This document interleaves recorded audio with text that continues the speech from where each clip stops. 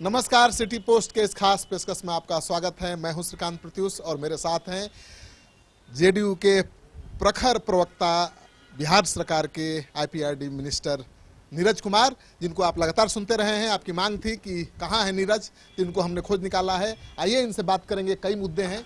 सबसे पहला सवाल कि अभी तेजस्वी यादव वापस लौट गए हैं और आते ही तेवर में दिख रहे हैं, धरना पर बैठे, नगर निगम को झुका दिया।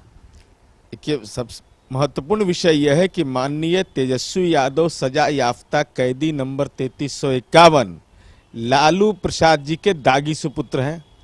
अनुकंपा पर तो राजनीति में उन्होंने विपक्ष का नेता का पद प्राप्त कर लिया, लेकिन महत्वपूर्ण विषय यह है कि कम से कम कानून का मनोहर पोथी पढ़ लीजिए तेजस्वी यादव जी।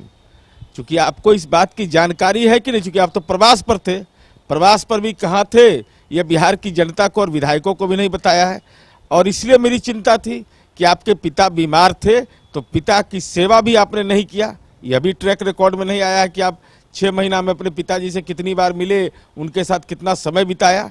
लेकिन ये माननीय उच्च न्यायालय का फैसला है जिसके आधार पर अतिक्रमण हटाओ अभियान चल रहा है। और अतिक्रमण हटाओ अभियान किस बात के लिए चल रहा था कि पूरे इलाके में जो पार्किंग का प्रॉब्लम है उसका समाधान के लिए। तो कानून का पालन नहीं करने के चलते तो पिताजी जेल में हैं। तो आप अभी दागी लगा है, अभी सीबीआई ईडी तरह तरह का मामला सुनते हैं। 3 नया मामला लेकर के आ गए क्या? अवतरित भी हुए, बड़ी देर से भय नंदलाला, लेकिन आए तो गैर कानूनी काम करने के लिए आ गए। इसलिए हम ये सलाह देंगे कि आप विपक्ष के नेता हैं, इस बात का ज्ञान आपको होना चाहिए। लालू जी के सुपुत्र हैं, यह कोई गौरव गाथा आपके लिए अब नहीं रह गया, क्योंकि सजा याफ्ता भी हैं। तो आप तो कम से कम अभी दागी बने हैं, टेंटेड बने हैं, तो आपको कानून का पालन करने का राजनीतिक संस्कार विकसित करिए। देखिए, अब तो उनके पार्टी के लोग काफी उत्साहित हैं कि तेजस्वी वापस आ गए और उनको राष्ट्रीय अध्यक्ष बनाने की मांग भी हो रही है। अब उनके पार्टी का अंदरूनी मामला है, लेकिन मेरा सवाल है कि लालू जी से तो पहले से मुकदमा था, सजा याफ्ता हो गए थे, न्यायपालिका ने चुनाव लड़ने का योग्य घोषित कर दिया था। तब लालू जी अब बीमार हैं। ऐसी स्थिति में अगर वो फैसला लेते हैं कि पिता का उत्तराधिकारी भी बनना है, तो हमको लगता है कि उनको अभी पुत्र धर्म के नाते, चूंकि आपने सेवा भी नहीं किया पिता का हॉस्पिटल में, तो कम से कम पिता को राजनीतिक पीड़ा अगर आप दे रहे हैं तो ये उनका विषय है।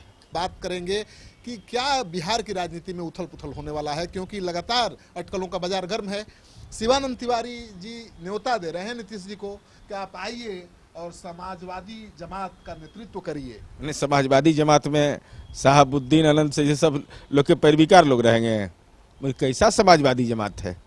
अरे माननीय नीतीश कुमार जी का तो अपना ट्रैक रिकॉर्ड है, अपनी नीतियां हैं, लेकिन माननीय शिवानंद तिवारी जी की पीड़ा हमारी समझ से अपरोक्ष रूप से दूसरी है।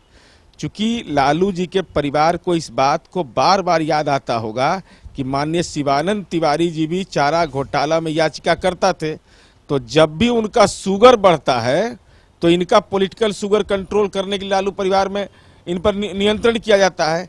तो ये कुछ बोल करके राजनीति अपनी जगह बनाना चाहते हैं। और माननीय शिवानंद तिवारी जी माननीय नीतीश कुमार जी से राष्ट्रीय राजनीति में कोई प्यार करे या घृणा करे, कोई इनकार नहीं कर सकता है। और हम अपने नीतियों के बल पर चलते हैं। हमको राज्य की जनता ने जनादेश दिया है। वो तो कह रहे हैं कि नीतीश कुमार बीजेपी के साथ रहते हुए भी सेकुलर हैं और पीएम बनने की योग्यता है उनमें। भाई, हम लड़ते हैं 17 सीट, हमको इस बात की जानकारी नहीं है। हमको इस बात की जानकारी है कि नहीं? तो तेजस्वी यादव को भी मुख्यमंत्री बना रहे थे, देख लीजिए क्या हो गया। 2019 के लोकसभा चुनाव में जनता ने क्या जनादेश दिया। इसलिए बाबा जब अपना मंतव्य देते हैं ना, तो बहुत परेशान होने की जरूरत नहीं है। बाबा का मंतव्य अपने दल के अंदर में अपना वजूद कायम करने के लिए होता है और लालू जी के परिवार को खुश करने के लिए। आपको तो खुश होना चाहिए कि शिवानंद तिवारी, जिनको आप बाबा कह रहे हैं, वो कह रहे हैं कि नीतीश जैसा कोई चेहरा नहीं है जो मोदी का विकल्प बन सके, जो मोदी का मुकाबला कर सके, और इसलिए वो आह्वान कर रहे हैं कि नीतीश जी आइए हमारे साथ। अरे माननीय शिवानंद तिवारी जी तो सजा याफ्ता के जमात में है ना। माननीय नीतीश कुमार जी के कार्यकलाप की प्रशंसा देश के पूर्व राष्ट्रपति doctor APJ Abdul Kalam, Bill Gates जैसे नोबेल पुरस्कार विजेताओं ने किया है। ये तो राजनीतिक जमात के, सजा याफ्ता के जमात के हैं। इसलिए अगर राष्ट्रीय जनता दल में राजनीतिक रूप से पेट में दर्द हो रहा है, तो अभी जनता दल यू में इसका कोई इलाज नहीं है माननीय शिवानंद तिवारी जी। No vacancy. क्या नीरज जी एक स्पष्ट करते हैं कि जेडीयू किसी भी सूरत में आरजेडी के साथ नहीं जाएगा? अरे सवाल क्या पैदा होता है भाई? हमने हम तो पहले भी नहीं था नीरज जी, लेकिन नीतीश कुमार गए था पहले। क्या सवाल? जब पिछला लोकसभा चुनाव 2014 का हम हारे थे, तो हमने कहा था कि नई परिस्थितियां में नई चुनौतियां हैं, हम नए तरीके से राजनीतिक मोर्चा बनाएंगे। हमने बनाया और उसमें लिखा कि भाई हमारा जीरो टॉलरेंस रहेगा भ्रष्टाचार पर, हमारा जीरो टॉलरेंस कम्युनलिज्म पर, हमारा जीरो टॉलरेंस रहेगा क्राइम पर। तो उस 18-20 महीने के कार्यकाल में शहाबुद्दीन का मामला आया, हमने कोई समझौता नहीं किया, बड़ी पार्टी होने के बावजूद राजद का। राजवल्लभ यादव का आया, हमने कोई समझौता नहीं किया। और जब तेजस्वी यादव पर मामला आया, तो हम लोगों ने समय दिया, वेट किया कि भाई आप जवाब दीजिए।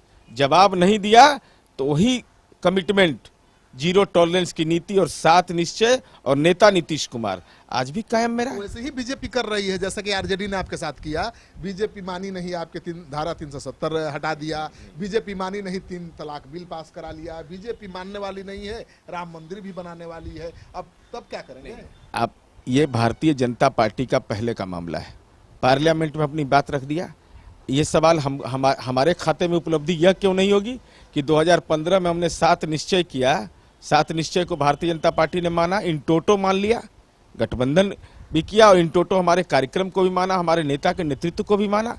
इसलिए यह सवाल बिहार के परिप्रेक्ष्य में, चूंकि हमारा बिहार में गठबंधन है, कार्यक्रम की बुनियाद। असहज महसूस नहीं करते हैं धारा 370, 3 तलाक बिल? नहीं, कोई असहज नहीं, हम काम अपना करते हैं बिहार में और एनडीए में कहीं कोई परेशानी नहीं है। लोग वो जो होटवार वाला और उसके संगति वाला जो परेशान रहता है ना, ये कुछ दरार उरार हो जाएगा, एकदम फिट करार है।